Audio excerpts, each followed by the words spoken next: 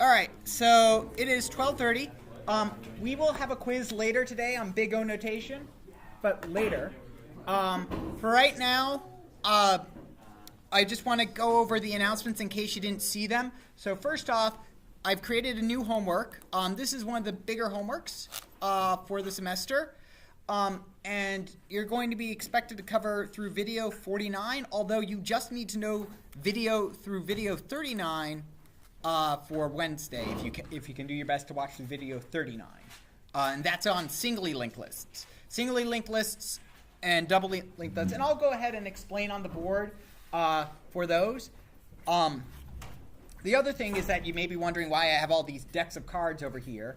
And that has to do with our assignment that's going on, that we posted for singly linked lists and doubly linked lists. So let me go ahead and just talk about what linked lists are for, since, you probably haven't had the chance to look at the video yet because I didn't post what you were supposed to watch. So, all right. We'll start recording these and put them into a, actual playlist for you guys this afternoon. So, all right. So with array lists, right? What happens when we create an array list or an array or something like that? Specifically, when we create an array, what happens is that your computer, when you say, hey, int array r is equal to new int 10, when you say that on your computer does something. Specifically, there's a lot that goes underneath this new operation.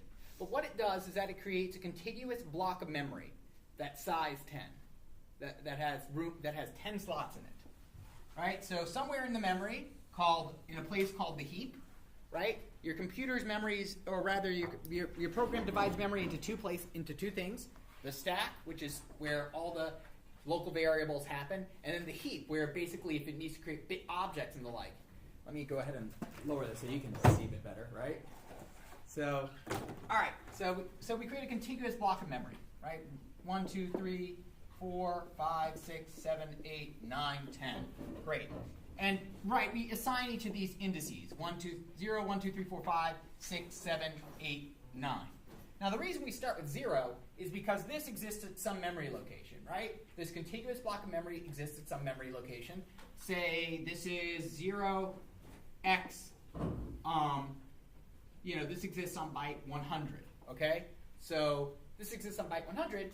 So for an array or array list to look up what's at index 3, what it does is that it takes the memory location of the first thing, the memory location of where it's stored, right? So it takes 0x100 and then adds, well, it's storing integers, right?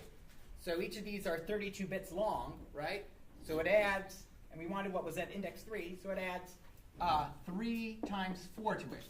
4 being the size of the thing stored in the array, and the index being index 3. So here it will give us 12, which in hexadecimal is what? What's hexadecimal 12? A, B, I have to do the same thing. That's why I'm asking. C. Right? So it would give us 10C. So it will get us to a memory location 0x10C, which is right over here.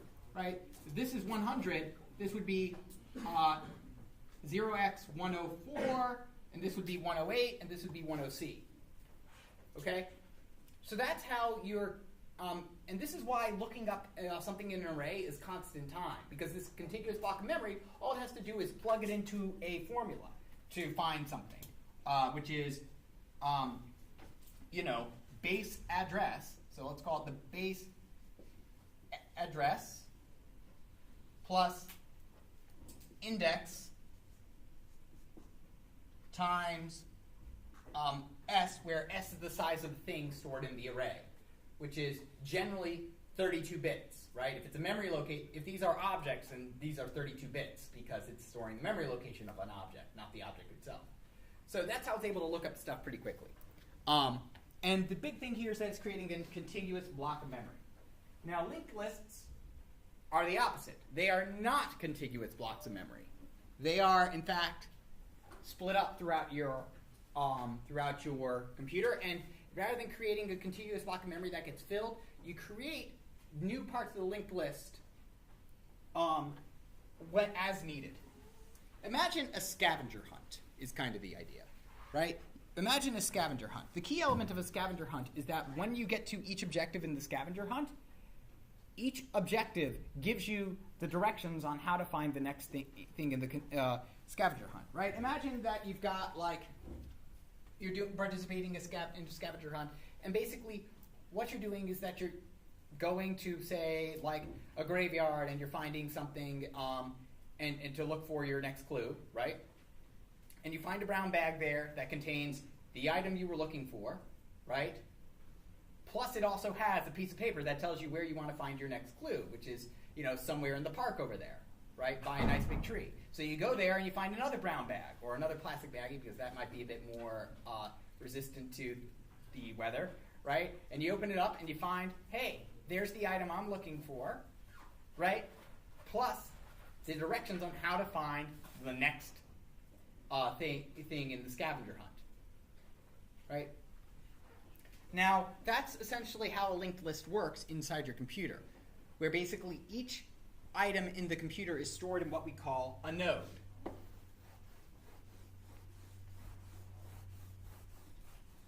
Right? And what the node has is that it has a node contains the contents of an item, which is, what we're storing in the list, but it also contains another node called next. It doesn't actually contain the node, it contains the memory location of the next node in the list, right? It stores the memory location of the next node in the list, right? So when we draw a linked list, it actually kind of looks like this, where basically we have each item in the list pointing to the next item in the list, right?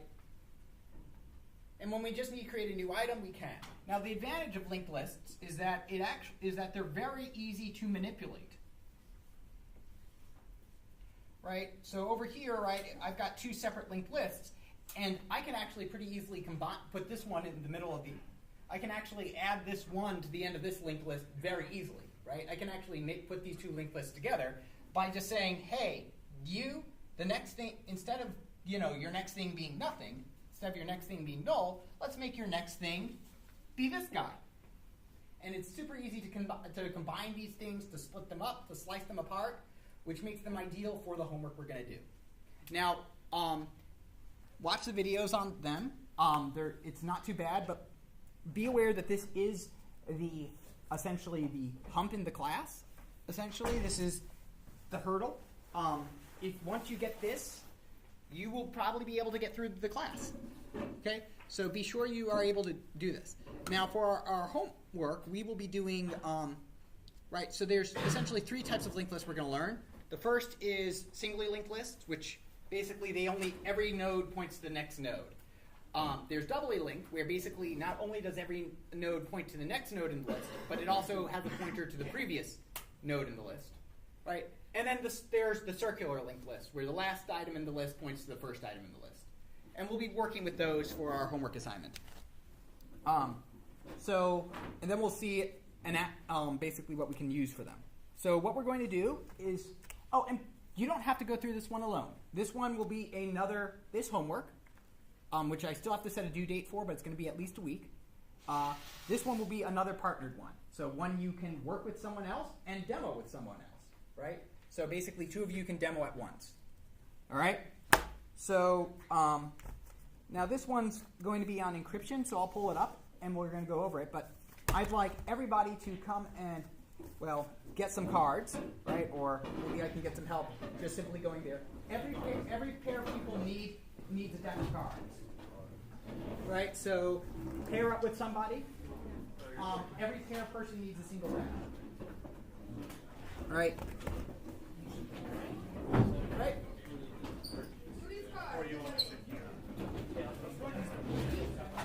All right. Also, beware, these are new cards, so they're very slippery. Each pair needs one deck of cards.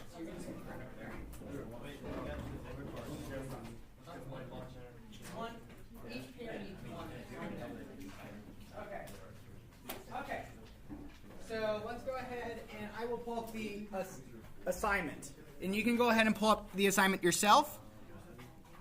So assignment, and let me pull it up over here. So this one used to be an extra credit one that I used to do. I used to do a different assignment called the Josephus problem. So this is an encryption. So we're going to be, for our assignment, we're going to be learning an encryption algorithm. So we're learning a encryption algorithm called the Solitaire Encryption Algorithm. Now, the Solitaire Encryption Algorithm was written for a author called Neal Stephenson. I'm a huge fan of Neal Stephenson, and he's written a lot of different books. I think I'd say that my favorite of his was ReamD, which has to do with MMORPGs and cryptocurrency and ransomware. It's pretty awesome, and also Russian hackers and Chinese gold mining and that kind of stuff. It's a very accessible novel, and it avoids most of his pitfalls of his other novels, which is that he doesn't know when to end it. Anyway, so for his novel Cryptonomicon, basically that involved two characters communicating using a deck of cards to do encryption. Now, because this is maybe your first exposure to a security, I need to explain what the premise of encryption is. All right, which is pretty obvious, but I do need to make sure I state the obvious here. The point of encryption is so that when I send you a message, I can send it to you securely, right? There's two different ways I can do that. I can use a code. Hey, did you deliver the package to Vinny? Yeah, I delivered the package. I made sure it's going to be a big surprise for Vinny, right? That's a code, right? Full of double entendre and layers and multiple meanings, right? That's a code basically where they're using the context of the conversation to say, hey, we just planted a bomb, okay? Whereas a cipher is basically we scramble the message so it's completely unreadable, right? Disadvantage of a cipher is that, of course, is that if you're sending random messages, it is pretty obvious you're sending just, encrypted messages. So you better make sure it's going to be broken. Now, the first most well-known encryption algorithm was called the Caesar cipher, named after Julius Caesar, who would send his messages using a rotation cipher by 3. And basically, things would be rotated by 3. So, for instance, if I wanted to write a message to my generals, I wanted to say attack, my first letter, A, would be 3 letters down. So A would be B, C, D. So I'd write D down instead, right? And then for T, T, U, V, W, although that didn't exist in the Roman alphabet, but whatever. So then it would be D, W, W, D, and so on and so forth, right? I'd keep rotating by 3. So my general, he'd receive this gibberish, but he'd know that the way to decrypt it is to subtract 3, go backwards, right? And he'd be able to decrypt it. And this is great because the barbarians being people who couldn't speak couldn't speak Latin, right? That's kind of the literal meaning of it. They were uncivilized, so they couldn't speak Latin. They would not be, well, first off, they probably couldn't read, and even those who could read probably would think, what in the world is this? It just looks like somebody just, jotted letters down, right? Height of security for that thing. Now, of course, the issue with those rotation ciphers is that it doesn't matter how much you rotate it back by. There's only once your attacker once the person knows that you are using a rotation cipher, you only have to do 26 tries to figure out what it's going to, one for each possible, rotation, right? Before. Right, you only have to, right, so I can try moving all the letters forward 1, all the letters forward twice, all the letters forward 3, then 4, and see which one actually comes into something intelligible. So we need to use multiple keys, right? So sometimes eventually we'd use veneer cipher, which would basically say, okay, we're going to do something like the first letter is going to be rotated by 1, the second letter is 2, then the third by 3, and the fourth by 12, right, to change it up a bit, and then it will be the same pattern. So it will be 1, 2, 3, 12, 1, 2, 3, 12, 1, 2, 3, 12, 1, 2, 3, 12. And you can kind of figure out now that one, there's other ways to defeat it, but eventually by the time we hit World War II, we just could not do these things by hand, right? And so, and that gets And so now basically a lot of security is used. We use computers to do something called not two-factor. We use public-private key encryption for a lot of things, right? And I can go into more detail about that, but that's not relevant for the homework. But the purpose of security is that we want to use a secure algorithm for doing so. That's also another thing. Every single secret algorithm we use, algorithm for using encryption is not secret. Right? The algorithm itself is not secret. Because if it was secret, it can't be audited by security experts. Also, if it's secret, then no security expert wants to write a secret algorithm, because how do you keep a secret? The only way to keep a secret is if all the other secret keepers are dead. Okay? Only one person is able to keep a secret. Otherwise, it's not a secret. Right? So having hidden algorithms is a bad idea, right? Having these hidden stuff is a bad idea, because there's always that incentive for the other people who know the algorithm and want to keep the method secret. They might say, well, it's more cost effective to make sure that that person is not owned by a vulnerability. All right, so the method has to be known, but what needs to be relied on is this method that works. So what we're going to do is we're going to use the Solitaire Encryption Algorithm. Now, this is designed for basically people to communicating using decks of cards. We're going to simplify it where each of us uses half a deck of cards, okay? And part of this here is that I want to send a secret message without necessarily having access to a computer, right? We're going to use a computer to automate it for us eventually, but here, if I have the only unbreakable encryption method on me, which is called a one-time pad, where basically it's just a pad of random numbers that I just simply add, and somebody else has the matching pad, right? If I get pulled over by an autocratic government and they sift through my stuff, right, and they find a one-time pad, they're like, you must be a spy. It sucks for you. You're secure. That you're really bad at this. On the other hand, a deck of cards is pretty innocuous. So the idea here is that both you and your partner, you memorize the way you have the deck of cards set up, and then you use that to start your algorithm. So here's what I want you guys to do. I want you to split your deck in half and hand it to your partner. And the way that I want you to split it in half and arrange your decks is that I want you to do it in a very specific manner. Okay, so just so we can all follow the same steps for the algorithm. Okay, and I'm going to walk through the algorithm and explain how it works. So I want to so don't shuffle your cards. So what you're going to want to do is split it up so that basically that both you and your partner have one red suit and one black suit. Okay? Doesn't matter which, just have one red and one black so that's easier. Then also make sure that each one of you have one of these trash cards and one of the jokers. Why one of the trash and one of the jokers? Just to make sure that it's easier to do. Now, how should you order your deck? Right? Because right now we're all going to have the same secret way we order our deck. And the reason is I want you to make sure that you follow along with me. The way we order our deck is that I just want you to put it in order from the red cards. So ace, 2, 3, 4, right? So ace, 2, 3, 4, 5, 6, 7, 8, 9, 10, right? All the way up to the king, right? So the red ace should be at the top of the deck, right? And it'll take me a bit because mine's a bit shuffled. Right, red ace at the top of the deck. 9, 10. Does that mean our black ace is directly underneath the red thing?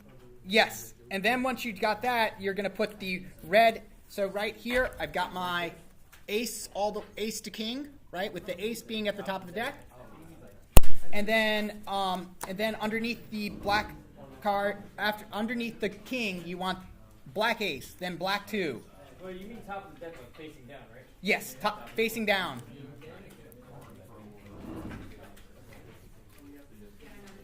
4, 5, 6, 7, 8, 9, 10. Ace at the top is over here, right? So here's my deck, right? Whoops. I told you these cards are slippery because they're new, right? They haven't had the chance to accumulate any grime yet. So, right? If I flip up ace at the top means if I take off the top card, that's what it means, right? But it's easier if you lay it down like it's easier to do if you lay it down on the bottom like this and put the ace at the bottom. That way, if you flip it over, ace is on the top. That's what I've been doing, at least. But ace at the top. Okay. So let me just get my last cards in place. Jack, Queen, King. All right, and then you should have one joker and one trash card, right? Now, the algorithm calls for 2 jokers, right? But because there's only 2 jokers in the deck and there's, you need 4 of them, right? We're going to use one, each of us is going to use one joker and one trash card, right? So the black ace should follow the red king? Yes. The black ace should follow the red king. Hey, the security's all about not trusting people, so All right. So I'm going to go ahead and put my actual joker right beneath my red 10, okay? The actual joker goes into red 10? Yep. All right. And then I'm going to put my trash card beneath my black 5. All right. So let's go ahead and explain the premise of the algorithm. So how many cards are there in a deck of cards minus the jokers? There's 52. How many letters are there in the English alphabet? 26.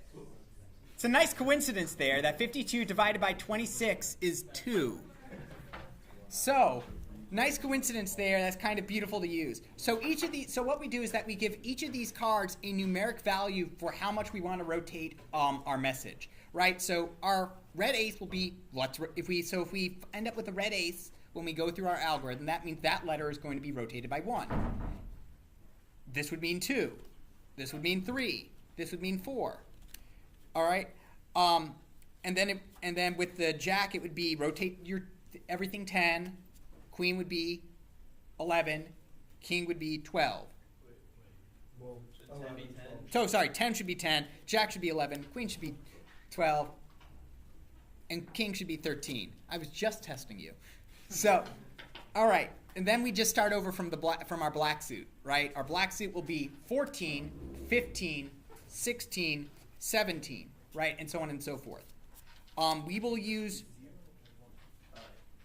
So your aces in this case are always low, right? Now the jack, so our joker, will also give them the first thing here. Our A joker, our first joker, the one that's actually a joker card, we'll let that be our A joker. We're going to call it the A joker, or a real joker. That has a value of 27, and our trash card, our B joker, has a value of 28. Okay? So now we can just kind of use the numbers 1 through 28 when you program it into your computer, and do it. Now the actual algorithm does use 50, a full deck of cards, 52 cards plus 2 jokers, but we wanted to simplify it, so we're just using half the cards, right? Just to make it a bit simpler, and that also everybody gets to play with cards, right? All right, so this is the way we generate our message. Suppose I want to send the message hi, right? Suppose I want to generate the message hi to my secret recipient, right? So we both arrange our decks in the exact same format, which is a format we agreed beforehand, right? So I want to send hi, okay?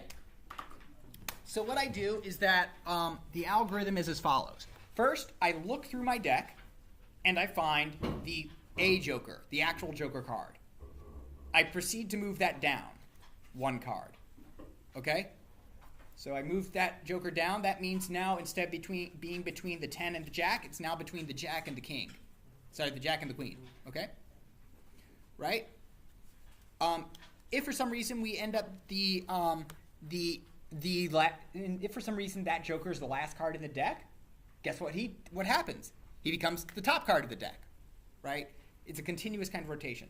Now, our second step, we find our other joker, and instead of moving him down 1 card, we move him down 2 cards. So he's right beneath the 5, right? So next he gets moved down to be beneath the 7.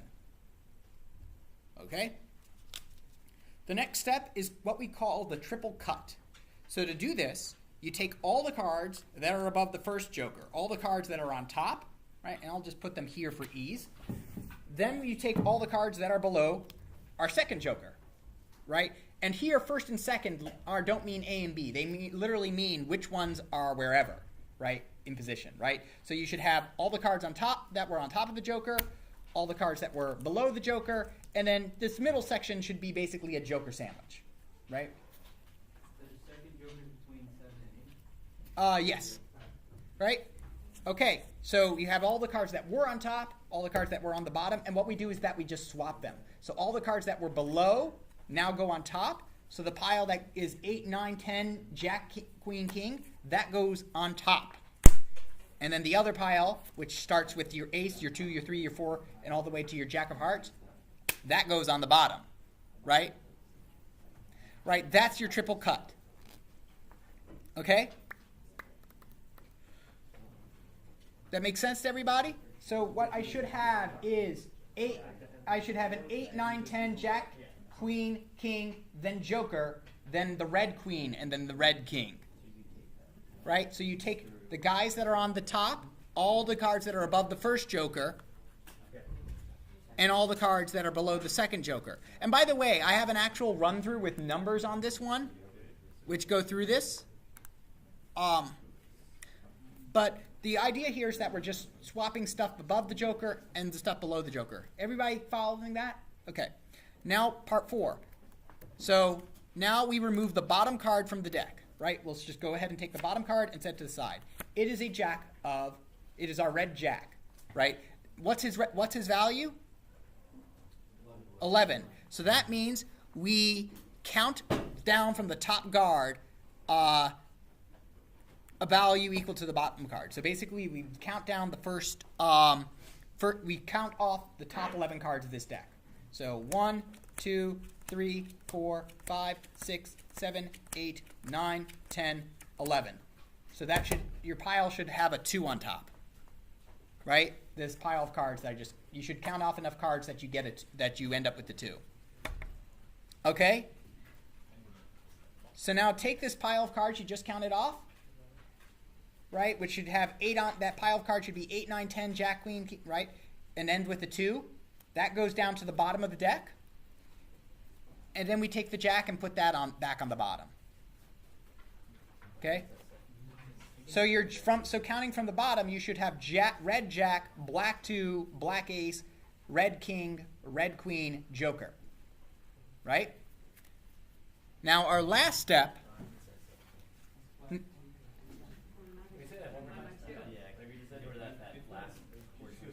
Red Jack, black 2, black ace, red King, red Queen, Joker, right? So what we did there, right, so step 4 is you look at the bottom card, you set it aside, you take a number of cards equal to its value, you move those below, and then put the card on the bottom back on the bottom. All right? Now for the last step, we look at the top card of our deck. All right?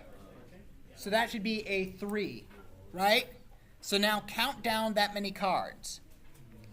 1, 2, 3. That should be a 6, right? That should be a 6. That should be a black 6. So that is going to be so count down the card, record the value of the next card in the deck, right? So we pulled out a 3. Oh wait. We did that wrong. What is black? What is black? It's not 3, it's black 16, right? So 1, 2, 3, 4, 5, 6, 7, 8, 9, 10, 11, 12, 13, 14, 15, 16. And that gets us a black 8 on top of that pile. Let's look at the next, and now we look at the next card, the card that's currently on top of the deck, by moving this stuff off. What is it? Black 9. What's the value of a black 9? 22. 22. Okay? Put everything back. the way you found it. I'm sorry, what? Put everything back the way you found it. Right? So three's on top. so that the 3 is on top, followed by the 4, followed by the 5. And we record 22 is the amount we're going to perturb that by. That is now, so we just generate, that fifth step generates our key stream value. To generate our key stream value, we do all these first 4 steps, then we look at the top card. Then we count down by that many card into the deck to find what our key stream value is going to be. And just put everything back because we are going to generate the next key stream value from there. Okay? So your deck should now currently be black 3, black 4, black 5, black 6, black 7, trash. Right? All right. So that's the algorithm. Let's go through it one more time. So what's the bottom? The bottom should be a jack of hearts. Red jack, black 2, black ace, red king, red queen. Sorry, joker. What happened to the black 8? You just put it back. Should be after the red 10 and before the black 9. Just leave it there, right? After the 5th step, it says, right, look at the top card value, keep it at the top of the deck, count down by that many cards, record the value of the next card, but don't remove it from the deck. All right, so let's go ahead and generate the next key stream value, okay? So let's go through this again, okay? So the first thing we do is we find our actual joker card, which should now be near the bottom of the deck. We find the actual joker, we move him down 1. Okay? So he was above the queen, now it should be below the red queen. Next, we find our trash joker, which should be near the top of the deck. Right? And we move him 2 down. So he should now be between the red 2 and the red 3. Okay? Next comes the triple cut. Move everything from above that joker, from everything above the top joker, and everything beneath the real joker, and we swap them. So the stuff that was below now goes on top. So that means that we should now have on top of our deck red 2, black ace, black 2, and a jack. Wait, what? Red king, black ace, black 2, Okay. All right. and red jack. Okay. Sorry? Right. Awesome. Sorry. All right. So now we do a counting cut, which means we remove the bottom card of the deck, which is a 2. We count off that value. We count off from the top card. So 1, 2. We put those. So that should be the king and the ace. We put those on the bottom. And then a 2. So the bottom should now be red ace, red king, black ace, red 2. Right? That was our counting cut. So red king, black ace, red. So we should have a 2 on the bottom, a black ace on the bottom above that, a red king above that. Sorry, black. Yeah. Did I mess up somewhere? No, that was me. That was I all me. have, starting from the bottom, I have ace, red, No. black ace, red king. You might have messed up somewhere. It's okay. Just do a quick audit and make sure we're all on the same page. What? Can we just do a quick audit and make sure we're all on the same page? Yeah. So my order was from the top of the deck. I have a 2 of spade. I have a black 2, red jack, trash. Then red jack, trash, and then a 3. Then from the red 3, 4, 5, 6, 7, 8, 9, 10. Yes. Now at the bottom of the deck, if we flip it over, on the bottom of the deck, I have red 2, black ace, black king, right? Red king, red ace. It's harder than it looks to try to announce it. Yeah. Because I have to translate King of Hearts to red. All right, and then I should have black 7, 6, 5, 4, 3, and then the Joker. All right, so that's after step 4. The last step, we look at the top card, which is a black 2, which is its value is what? That was, so, yeah, so it should be 15 because, right, King is 13, Ace is 14, this is 15. So now we count off 15 cards. 1, 2, 3, 4, 5, 6, 7, 8, 9, 10, 11, 12, 13, 14, 15. That is which gives us a Queen of Spades, right? Or Queen of Clubs, depending on what you have, right? So that means that value is 25, right? Okay. So when you remove that top card, when you count down by 15, you include that top card in the countdown? Well, that's an excellent question. Because it says there, it says you keep it at the top of the deck. So would you use this to count it down? That is an excellent question. Let's take a look at the actual examples to see if I got that wrong, shall we? Does that mean our I is going to be 25? It might be 25. It might be it might be 24 instead. Let's go ahead and see. So with our number for last one, the top card is 23. Thus, our generated key stream is the 24th card, which is the 11. So 1, 2, 3, 4, 5, 6, 7, 8, 9, 10, 11, 12, 13, 14, 15, 16, 17, 18, 19, 20, 21, 22, 23. So yes, you do include that top card. Okay, so you include that top. So I did mess up there. You include that top card. So it would be the Jack. So it would be the Jack, which is what, 24? Yeah. 24. All right, so we've sent. So now, by the way, of course, the better you get at this. Well, I thought you said that it's the next card. You said it was queen. Yeah, it's the card. So this is the 15th card. Yeah. So it was the Queen. Yeah. So I was right. Yeah, I was just asking. Let me doubt myself here. Trust no one, not even yourself. All right. All right. So we've gotten that. All right. So I've got a work through example here, and by the way, it's also got a. It also continues that example there, so you can make sure you've got it. Okay. So we've got 22 and 25 right now. Okay, as our values. So the way we would do that. So now. If I was translating this message, I would do what? Well, what is H's value?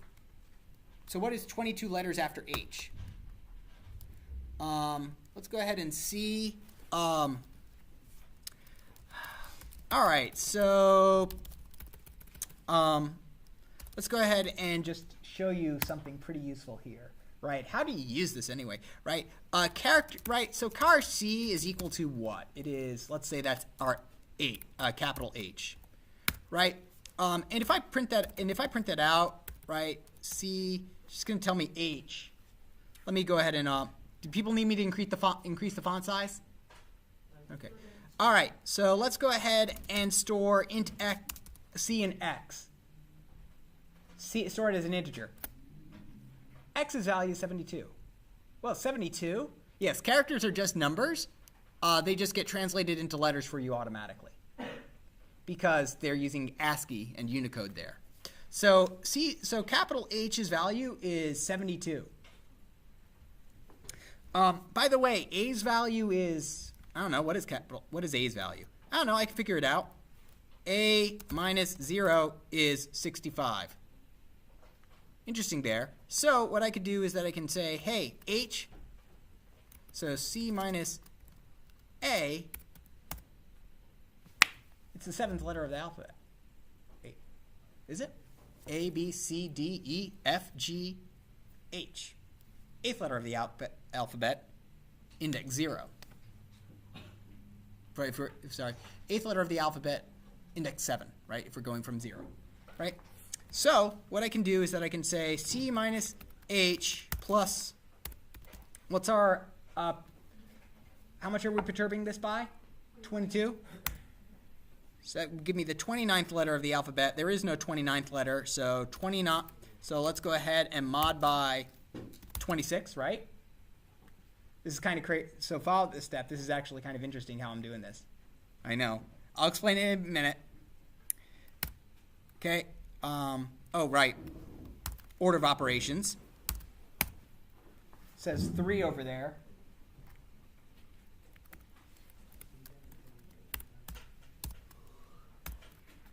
Why is it H minus A? H minus A. Excellent question. I will answer it. I will answer it very shortly. Like I know H is what we want to get. And watch this. Plus A.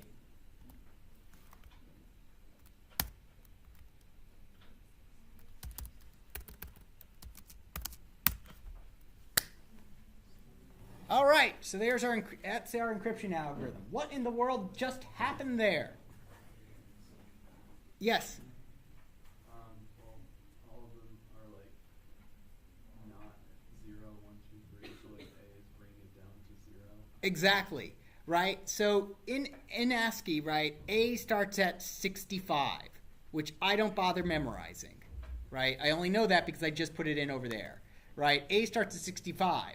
It'd be way more convenient if that started at 0, like everything else in computer science does. So what we did is that we subtracted H and A to bring it back down to 0, right, to make it 0 indexed, right? So A would be 0, B would be 1, C would be 2, and so on and so forth. So then what did I do? I added 22, which is our encryption is our encryption value to it, and that brought it above 26, right? The value then isn't right. Z would be 25. So then we want to rotate it, so we would mod by 26. Yes. How does H minus A bring it back down to 0? A minus A would be 0. It brings it down to a 0 base, right? A 0 index if we're going off of index 0. So A minus A gives us 0. B minus A would give us 1. C minus A would give us 2. D minus A gives us 3. E minus A gives us 4. I forgot that none of you have done encryption before, right? So to do a Caesarean cipher, so let's say we were doing a Caesarean cipher, a special type of Caesarean cipher called ROT13. Everybody familiar with ROT13? Yep. ROT13 is basically you rotate the letter by 13. So here, A minus, so here basically what I would do is that I would add I'd add 13 to A to rotate it.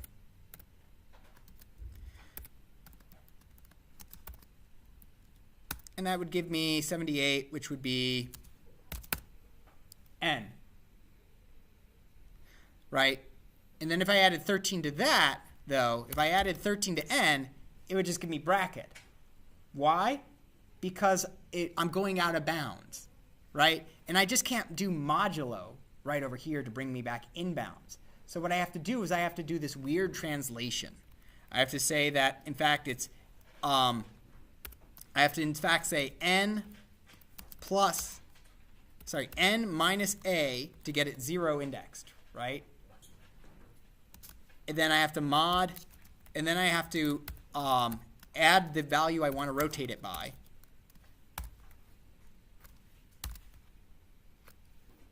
And then I mod by 26 to get it back in the range, and then add A back in there so I can bring it back up to the Unicode base.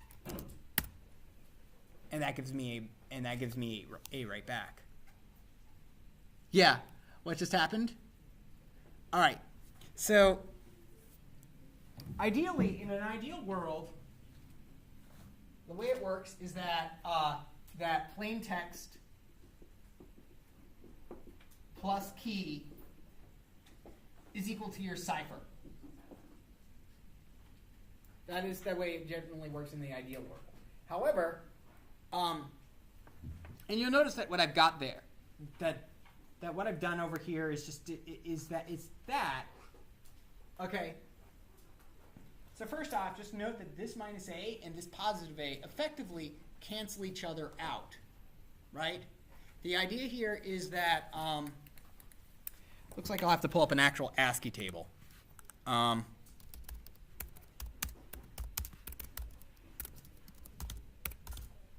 right. Really what I would like to do is assign every single letter a number.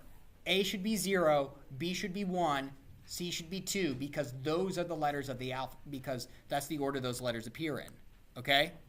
However, that's not the way it's programmed into my computer. The way it's programmed into my computer is that capital A is 65, lowercase a is 97. Right? B is 66, C is 72. So what I'm doing is I'm subtracting 65 from each of those so that I can get what I want. Now, the reason I'm subtracting A is because I don't like memorizing magic numbers. I don't like memorizing magic numbers. So instead what I'm doing is that I am going to subtract A from H so that I can get it back to that range that I want. A minus H would be, H minus A should be, it should be 7, right? Because it's the 8th letter of the alphabet, right? And then I add the value that I want to perturb it by. 22. Okay? Then I mod by 26 because 7 plus 22 gives me 29, which is out of bounds. So for letters, we want them to wrap around. Okay, so it wraps around back to, bound to, I believe, C. It wraps around to 2, right? 20. All right. And now what we do is that we add A back in so that we can actually get it stored, so that we can actually move it back to that range. We add 65 back because we took 65 away. So its value will be, that was A, that was H. There we go. So it would be D. Okay. Yeah, I thought I was off by 1 somewhere. Okay, and now to do it the other, now to take our ciphertext, and here's the important thing. Oh, come on. The minus A,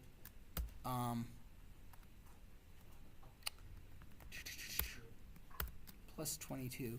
So adding 22 won't work back in. I'm surprised it doesn't work. 22, plus 4? No, plus.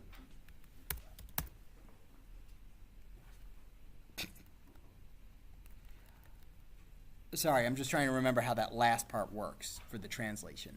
Because what we should be able to... Minus plus 3. Minus... You have 2 operators. Oh. Okay. Minus plus 3 should be fine.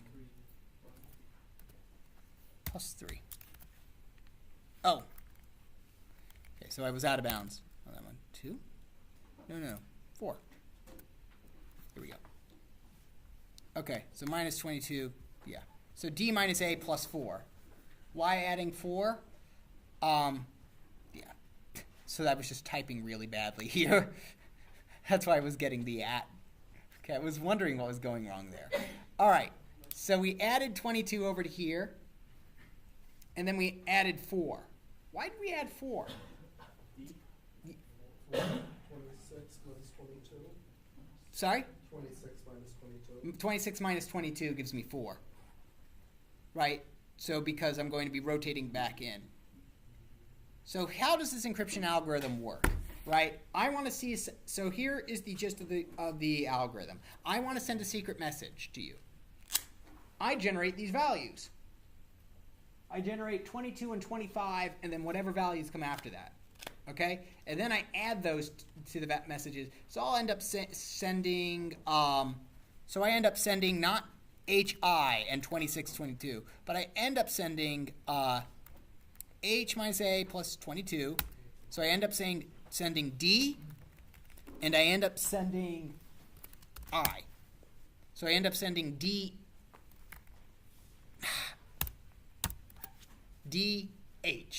I don't send HI, I send DH to you, which is gibberish, right? Now you get this encrypted message and you go and set up your deck in the way that we had set up, right? And then what do? You do the same algorithm, you generate those numbers, 22 and 25. The only difference here is that I added 22 and 25. You need to subtract 22 and 25. Now, as we just saw in Java, that wasn't subtracting 22 and 25 didn't really do what I needed to do.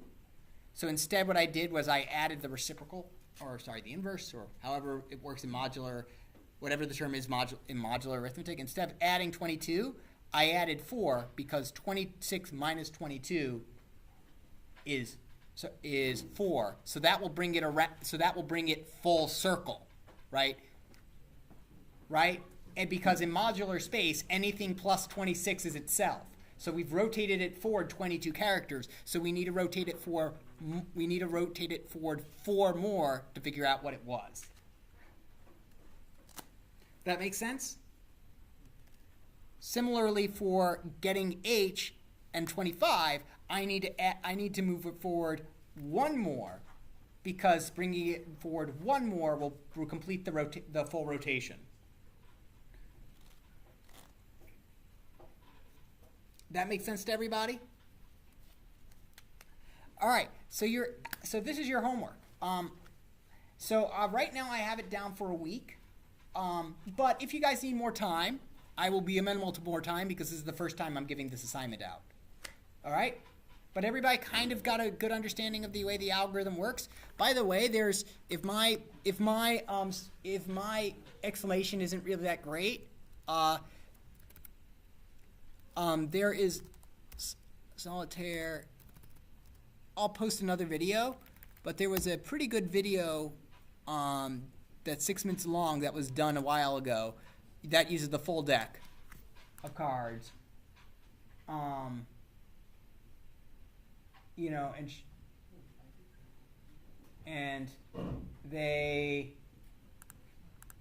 she manages to do it pretty well. And then does the encryption very well.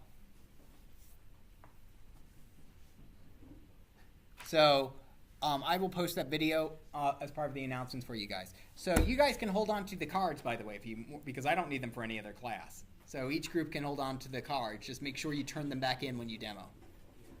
Or you can just hand it back to me if you want to. All right. So that was a bit of a long session, I know.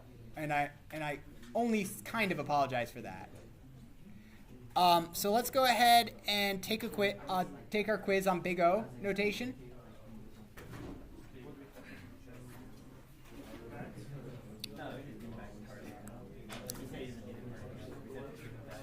Big O. Yeah, I'm gonna need the cards back for next year. So let me go ahead and.